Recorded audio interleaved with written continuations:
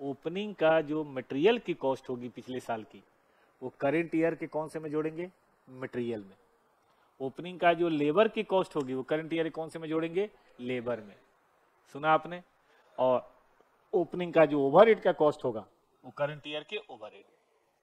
इसमें बनाना आसान हो जाता है। क्यों?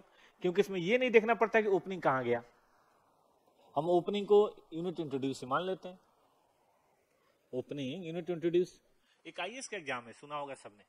उसमें तो कमाल का एवरेज सिस्टम है। उसमें पहले होता है पीटी, मई अप्रैल के महीने में पीटी होता है। उसके बाद होता है मेंस, सितंबर महीने में मेंस होता है। उसके बाद होता है इंटरव्यू, इंटरव्यू मार्च अप्रैल में होता है। उसके बाद आता है रिजल्ट। अगर कोई पीटी में फेल हुआ तो अगली बार पीटी देगा। अगर कोई मेंस में फेल हुआ वो भी अगली बार पीटी ही देगा, मेंस नहीं। और अगर कोई इंटरव्यू में फेल हुआ वो भी अगली बार पीटी ही देगा। सोचो सीए में ऐसा हो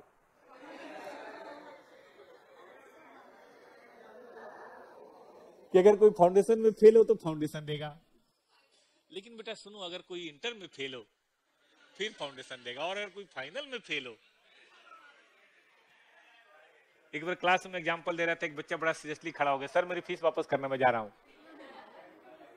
ऐसे सिस्टम में नहीं पढ़ना हमें, सही में इंस्टीट्यूट बंद हो जाएगा। सुनो, वहां इसलिए होता है कि वो कॉम्पिटिटिव एग्जाम है। ये तो प्रोफेशनल है, एजुकेशनल एक भाई है, एकेडमिक है। तो एकेडमिक में तो भाई अगर एक बार इंटर सीख गए तो फिर दोबारा इंटर सीखने की जरूरत क्या है, फाइनल सीखेंगे। इसीलिए एकेडमिक में ऐसा नहीं होता, कंपटीशन में होता है। प्लस कंपटीशन होता भी एक साल के अंदर का है, उसमें कोई बुराई नहीं है।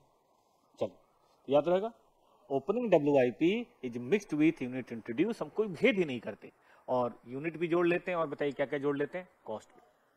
हम ओपनिंग को पता है क्या मानते हैं? ये भी यूनिट इंट्रोड्यूस्ड है, ये भी अपना ही भाई है, अपना ही जैसे है।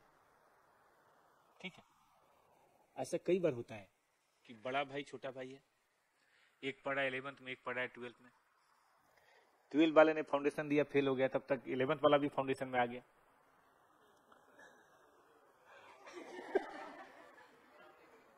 ठीक है कि नहीं? नहीं, लेकिन फेल नहीं भी हुआ, लेकिन दोनों फाउंडेशन का एग्जाम दे रहे हैं। ऐसे में बड़े भाई के दिल पे क्या बीतती होगी, क्योंकि हमेशा वो गर्म होता रहा है। आप बताओ। चलिए, तो ये बिल्कुल वही केस है। भगवान न करे ऐसा हो किसी के साथ, बुरा लगता होगा।